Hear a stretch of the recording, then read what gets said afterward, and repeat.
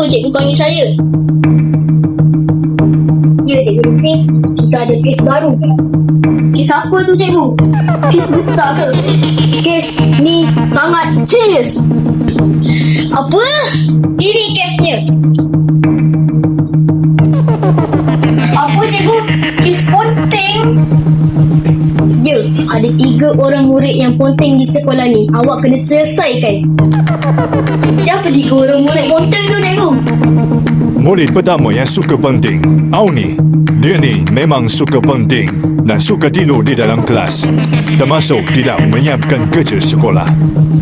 Murid kedua, Adra. Dia pun suka penting dan yang paling penting, dia kuat makan. Dia ni memang suka betul lah bawa makanan kawan-kawan dia. Jadi hati-hati kalau bawa makanan. Ini dia, si kecil. Dia ni walaupun nampak kecil, tapi dia lah ketua dalam kalangan mereka. Jadi hati-hati dengan dia walaupun muka dia nampak comel. Untuk kes ni, awak akan berganding bahu dengan lagi seorang cikgu. Namanya... Ya, cikgu. Ada apa panggil saya? Kes penting ni, Cikgu Imran.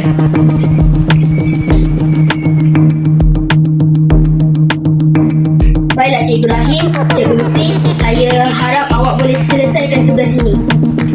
Baik, Cikgu Imran. Baik, bersurai sekarang.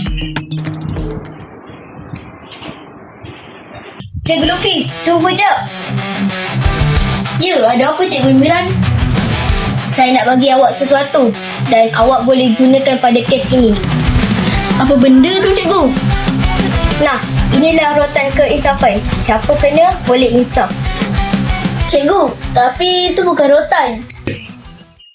Alamak, salah. Di bawah betul. Baik, cikgu. Terima kasih. Terima kasih.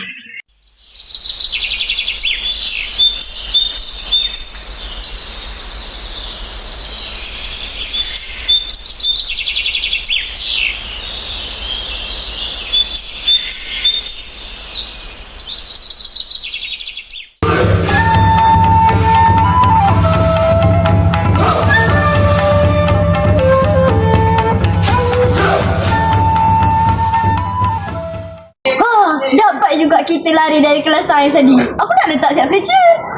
Okey lagi daripada aku 2 minggu tak siap kerja sekolah lagi tau. Aku rasakan Cikgu Rahim dengan Cikgu Luffy dah tahulah kita selalu ponteng kelas. Kau jangan risaulah. Aku ni paling pro ponteng kat sekolah ni. Mesti tak kena tangkap punya. Kau jangan risaulah. Aku dah 2 tahun dah ikut dia. Tak pernah pun kena tangkap. Lambat lagi ke waktu Cikgu Nofizah nak habis? Aku bosan ni.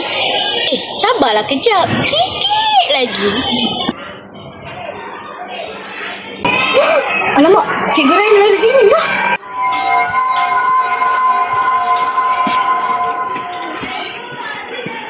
Ray, jangan lari sebelum Cikgu Rahim nampak.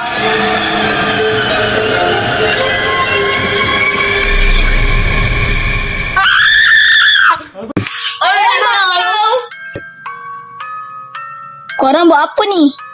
Ponteng je. Aku bukan mak kau lah. Cikgu, kita orang bukan saja nak ponteng, tapi kita orang tak siap kerja sekolah. Kami minta maaf, cikgu. Minta maaf, minta maaf, minta maaf, minta maaf, minta maaf, minta maaf, minta maaf, minta maaf. Ni bukan kali pertama kau orang ponteng tau. Korang ni dah ponteng banyak kali dah, cuma tak kena tangkap je. Disebabkan awak dah ponteng banyak kali, saya akan bagi upah 5 kali.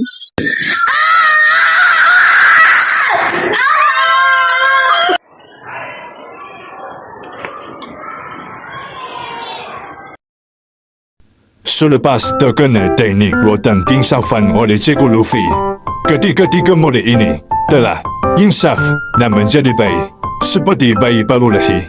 Lihatlah muka-muka ceria mereka sudah kembali seronok untuk belajar. Kini, mereka sedang menjalankan sesi kaunseling bersama Cikgu Rahim bagi proses pemulihan akhlak dan pembentukan sosial yang lebih baik.